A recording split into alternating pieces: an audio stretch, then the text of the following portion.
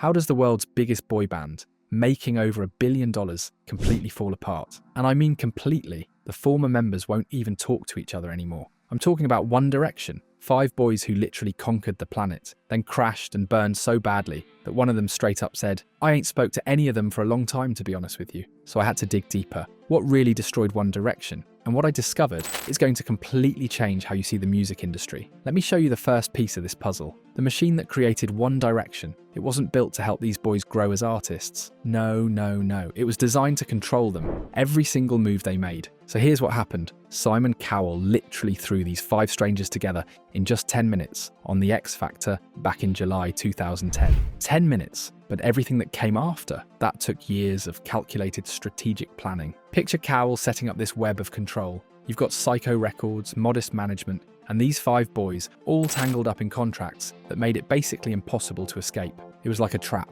And get this, each member got assigned a specific brand, like they were products on a shelf. Harry was the flirt, Louis became the funny one, Liam was stuck being the responsible one, Niall got tagged as the cute one, and Zayn, he was the mysterious one. Now these weren't just suggestions from the marketing team, these were enforced roles that they had to play every single day. Zayn later spilled the tea about just how controlled they really were. He wasn't allowed to wear a beard, couldn't dye his hair, couldn't even choose his own hair colour. Think about that for a second. Here's a grown man who can't even decide what his own face looks like. But wait, it gets so much worse. The members talked about being constantly locked in their hotel rooms. Security guards were literally hired to watch them and report back to management if they broke any rules. Their social media, monitored and controlled. Everything. Now word is those initial contracts were worth around £2 million each, later bumped up to $10 million per member. But here's the thing, these contracts weren't just about the money. They were about owning every single aspect of these boys' lives. Alright, so let's talk about what this machine actually did to these human beings. Because the cost was devastating. Liam Payne gave us the most raw, honest look at what this felt like from the inside. In 2019, he said something that just broke my heart. He said, "When you're doing hundreds and hundreds of concerts, and it's the same 22 songs at the same time every single day, even if you're not happy, you've got to go out there. It's almost like putting the Disney costume on before you step up on stage. And underneath the Disney costume, I was pissed quite a lot of the time." Can you imagine? Just think about that for a moment. The overwork was systematic, planned out. Liam admitted, "We were definitely overworked. I had no personal life. I learned nothing about myself. Their Where We Are tour alone made $290 million.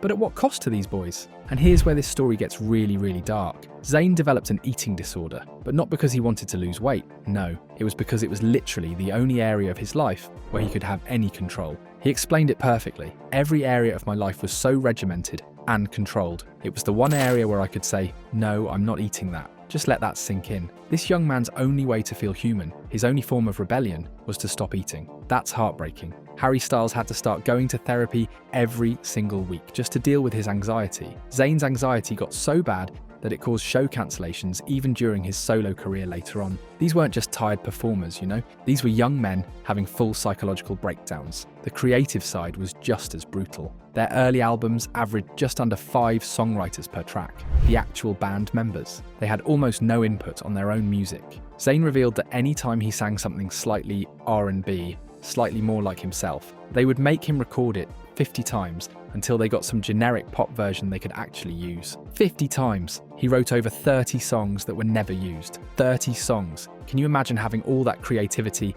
inside you and being told it's completely worthless? Hold up for a second. If you're finding this whole investigation as crazy as I am, go ahead and hit that subscribe button. It really helps me make more videos like this, and trust me, this story is about to get even more insane. So here's the next piece of evidence that shows us exactly when and how this whole machine started falling apart. March 25th, 2015. Zayn Malik walked away, right in the middle of a tour. Just left. His official statement was all polite, talking about wanting to be a normal 22-year-old. But years later, he told us the real reason. He said, "I completely selfishly wanted to be the first person to go and make my own record. If I'm being completely honest with you, I was like, I'm going to jump the gun here. But here's what really gets me." Zayn also said, "There was never any room for me to experiment creatively in the band. It wasn't me, it was music that was already given to us. And we were told this is what is going to sell to these people." The aftermath was brutal to watch. Harry Styles was literally seen crying during their first performance as a 4-piece. The remaining guys had to prove they could survive without Zayn,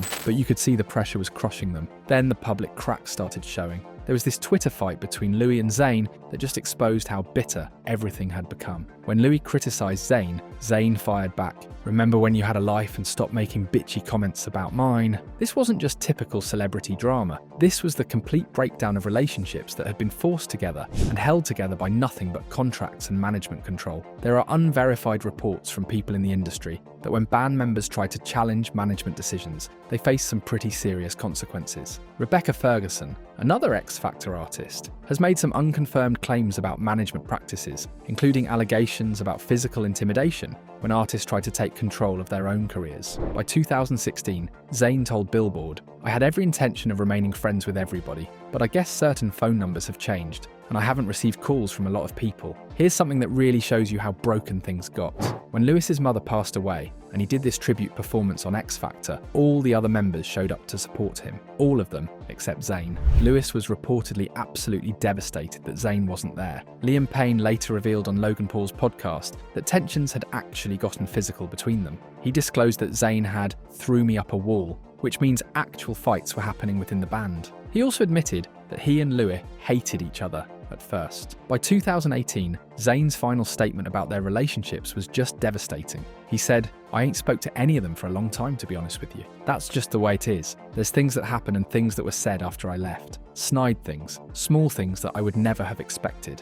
5 boys who lived together for years, who conquered the entire world together, couldn't even have a conversation anymore." But here's the most shocking part of this whole story. What happened when they finally escaped this machine? Harry Styles became a completely different artist. 3 consecutive #1 albums. His Love on Tour made $617.3 million. That's actually more than One Direction's entire career gross of $583.4 million. Let that sink in for a moment. Harry alone made more money than the entire band ever did together. He went from this manufactured pop star to a Grammy-winning artist, a fashion icon, and even started acting. His success proves exactly what was possible when all that creative control was finally lifted. Zayn's debut album, Mind of Mine, showcased all that R&B influence he was never allowed to express in the band. It became the first album by a British male artist to debut at #1 in both the UK and US charts. Each member's solo career revealed all these individual talents that had been completely suppressed. Niall went acoustic, Liam started exploring hip-hop, Lewis found his own unique sound. All that creativity that had been locked away just suddenly flourished. Harry's solo success alone has generated more revenue than One Direction's entire 6-year run. Think about what that means. All those management arguments that group loyalty was necessary for success. Completely wrong. The numbers tell the real story here. Harry's 15.27 million equivalent album sales just dwarf everyone else's achievements. But here's the interesting thing. His success has actually elevated his former bandmates' profiles too. Individual achievement ended up benefiting everyone. This whole case exposes some fundamental flaws in how the music industry treats young artists. One Direction generated over $1 billion in brand value, but at an extraordinary personal cost. The members have been incredibly open about therapy, anxiety, eating disorders, and substance abuse. Their honesty has actually helped normalize mental health discussions among young artists and fans. Their story also proves that these control systems aren't permanent. The key is achieving enough individual recognition and financial resources to actually challenge the structure. Zayn proved it was possible. Harry proved it was profitable. Simon Cowell later admitted his biggest regret was not keeping ownership of the One Direction name.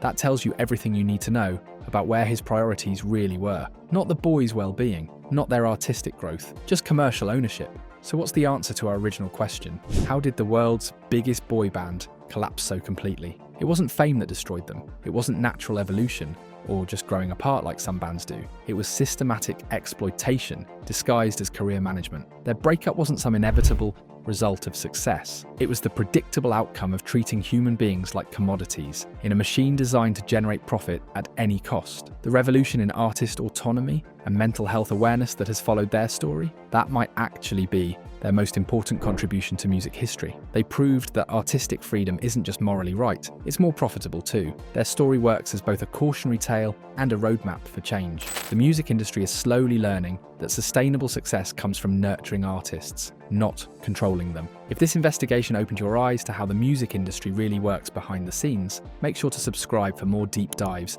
into the stories behind your favourite artists. Because trust me, there's always way more than meets the eye.